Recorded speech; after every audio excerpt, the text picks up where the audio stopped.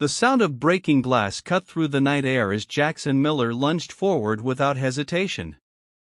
In that split second between thought and action, the exhausted single father made a choice that would forever alter his path. If you've ever wondered whether one moment of courage can rewrite your entire story, stay with me until the end. This tale of unexpected connection might just restore your faith in second chances. If this story touches your heart, please hit the like button and subscribe to our channel for more real-life stories that remind us of the extraordinary moments hiding in ordinary lives. Jackson hadn't planned on being a hero that night. After 4 years of raising his daughter alone following his wife's sudden death, heroics were the furthest thing from his mind. Most evenings, simply getting 8-year-old Sophie fed, bathed, and tucked into bed felt like climbing Everest. Tonight was supposed to be different, a rare business trip to Denver, Sophie safely with his parents back in Portland, and the promise of his first full night's sleep in what felt like forever. The Ridgeline Hotel wasn't fancy, but it was clean and within his company's travel budget. Jackson had just stepped outside to get some fresh air after spending hours preparing for tomorrow's presentation.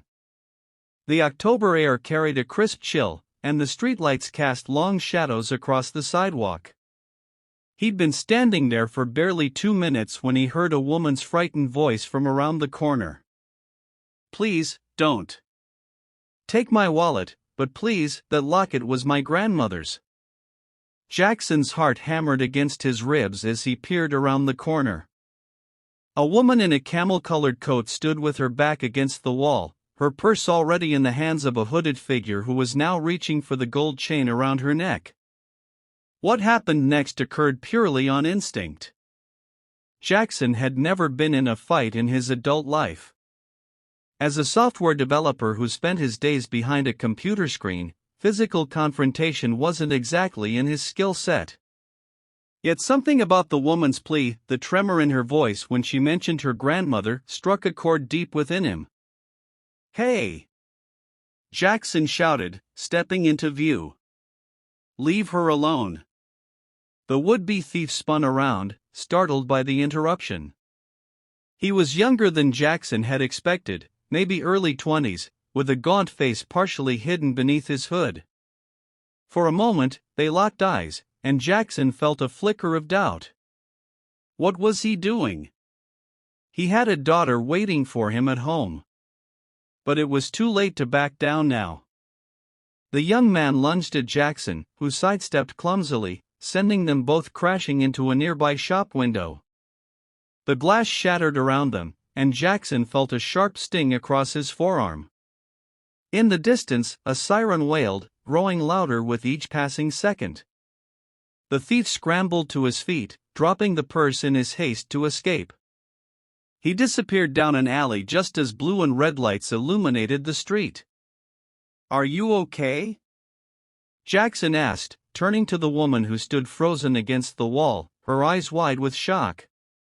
She nodded slowly, then rushed forward. "You're bleeding." "Oh my God, your arm."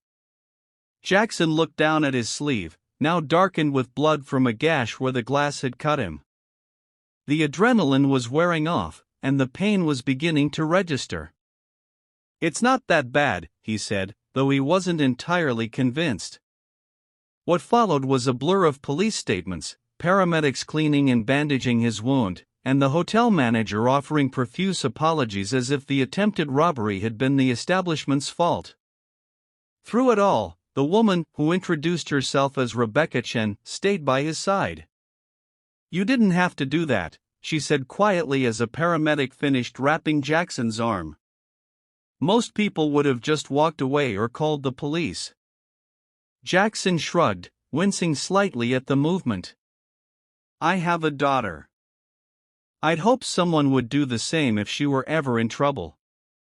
Rebecca's eyes softened. "A daughter? How old?" 8. "Sophie. She's with my parents while I'm on this business trip." "And her mother?" Jackson hesitated, the familiar ache settling in his chest.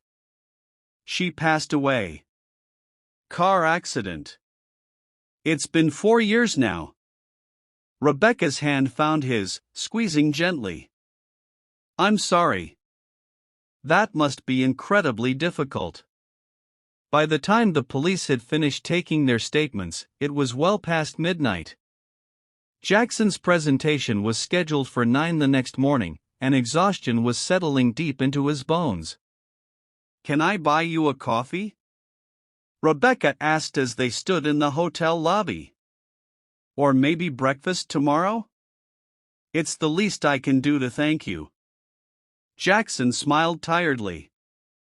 I have a presentation in the morning, but maybe lunch? Around 1? Rebecca nodded, her dark eyes warm in the soft light of the lobby. Lunch would be perfect. As Jackson rode the elevator up to his room, he couldn't shake the feeling that something significant had just happened. It wasn't just the robbery or his impulsive act of bravery, it was something about Rebecca herself, a connection he hadn't felt with anyone since losing Claire. The next morning, despite his bandaged arm and the dull throb of pain that accompanied it, Jackson nailed his presentation.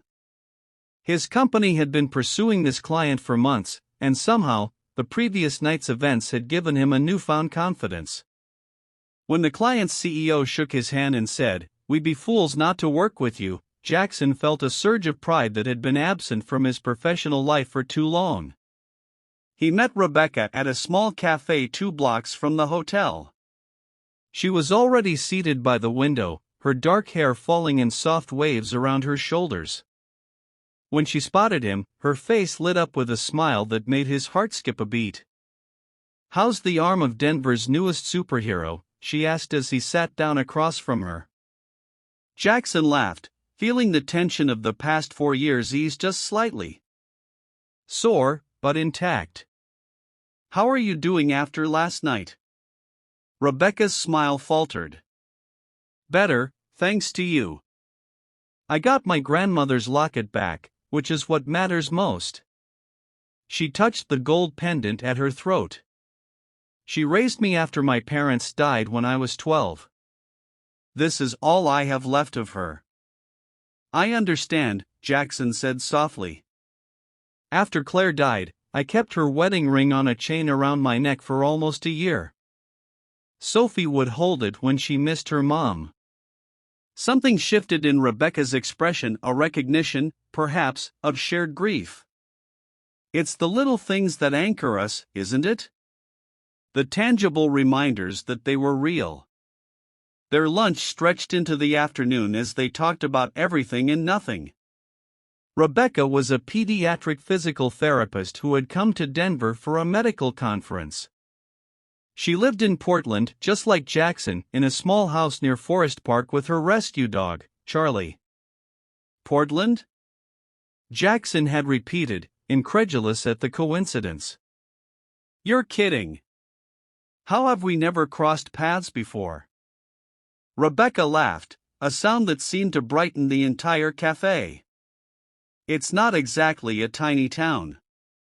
But it does feel like some kind of cosmic joke, doesn't it? You save a damsel in distress who turns out to be from your hometown. As they parted ways that afternoon, exchanging phone numbers with the promise to meet again back in Portland, Jackson felt something he hadn't experienced in years: hope. Not just the day-to-day hope of making it through another bedtime routine or meeting another work deadline, but a deeper hope, one that whispered of possibilities and second chances.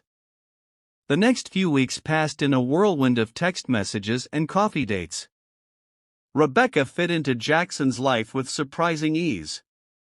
She understood his need to put Sophie first and never pushed for more time than he could give. When they finally arranged for her to meet his daughter, Jackson was a bundle of nerves. What if she doesn't like me? Rebecca asked as they stood outside the ice cream shop where they'd planned the introduction. Jackson squeezed her hand. She's going to love you. Just be yourself. And she did. Sophie was cautious at first, studying Rebecca with serious eyes that looked so much like her mother's. But when Rebecca mentioned that she helped kids like Sophie's classmate Ethan, who used forearm crutches after his surgery, Sophie's reserve melted away. By the time they'd finished their ice cream, Sophie was showing Rebecca her collection of rocks and asking if she could meet Charlie the dog. As the weeks turned into months, Rebecca became a fixture in their lives. She helped Sophie with her science project, taught her how to make friendship bracelets, and somehow managed to convince the picky eater to try new vegetables without the usual hour-long negotiation. Jackson found himself falling in love with her, not just for how she was with his daughter, but for who she was: kind, resilient, passionate about her work, and unafraid to call him out when he was being stubborn. 6 months after that night in Denver, they were walking through Washington Park, Sophie running ahead to feed the ducks, when Rebecca turned to him with an expression he couldn't quite read. "I need to tell you something," she said, her voice serious. Jackson's stomach dropped. In his experience, those words rarely preceded good news. "That night in Denver," Rebecca continued, "when you stopped that robbery, I wasn't entirely honest with you." Jackson frowned. "What do you mean?" Rebecca took a deep breath. "I was in Denver for a medical conference, that was true. But I was also there because my therapist thought a change of scenery might help. After my last relationship ended badly, I fell into a pretty dark place. I was struggling with depression, and that night, I was standing outside the hotel trying to decide if I should just go home early and give up on the whole conference." Jackson felt the world tilt beneath his feet. "Rebecca, when that kid tried to take my grandmother's locket, something snapped in me. I was suddenly fighting for something again. And then you appeared, risking your safety for a complete stranger." Her eyes filled with tears. "What you did that night, it wasn't just stopping a robbery, Jackson. You showed me that there was still goodness in the world when I'd stopped believing in it." Jackson pulled her into his arms, holding her tightly as the realization of how close he'd come to never knowing her washed over him. "After you left that first day," she continued, her voice muffled against his chest, "I called my therapist and told her I'd found a reason to stay at the conference. I didn't know then that you'd become so many more reasons, you and Sophie." Jackson pulled back slightly, cupping her face in his hands. "I think we saved each other that night. Before I met you, I was just going through the motions, trying to be enough for Sophie without really living myself." Rebecca smiled through her tears. "So what you're saying is, we're even?" Jackson laughed, feeling lighter than he had in years. "Not even close. I think I'm still coming out ahead in this deal." As they walked back to where Sophie was giggling by the water's edge, Jackson realized that life rarely unfolds the way we expect it to. 4 years ago, he'd thought his chance at happiness had died along with Claire. 6 months ago, he'd stepped outside a hotel for some fresh air and ended up changing the course of his life. 1 year to the day after they met, Jackson proposed to Rebecca on the same Denver street corner where they'd first encountered each other. Sophie stood nearby, holding a sign she'd painted that read, "Please say yes." When Rebecca nodded, too overcome with emotion to speak, Sophie rushed forward, enveloping them both in a group hug that felt like the beginning of something beautiful. Their wedding was small and perfect, a celebration not just of their love, but of resilience, of second chances, and of the unexpected ways that life can surprise us when we least expect it. During his vows, Jackson looked out at their gathered friends and family and said words that would later be engraved inside their wedding bands. "Sometimes the bravest thing we can do is to keep showing up, even when we're afraid. Thank you for showing me that courage isn't the absence of fear, but the decision to move forward anyway." As Rebecca became a mother to Sophie and they built their life together, Jackson often thought back to that night outside the Ridgeline Hotel. One split-second decision, one moment of instinctive courage, had altered the trajectory of 3 lives. He'd stepped forward without thinking, not knowing that on the other side of that moment waited a love he never expected to find again. Sometimes, When he watches Rebecca helping Sophie with her homework or laughing together as they walk Charlie through the neighborhood, Jackson marvels at how differently things might have turned out if he hadn't stepped outside for fresh air at that exact moment. If he'd minded his own business instead of intervening. If Rebecca had left Denver one day earlier or one day later.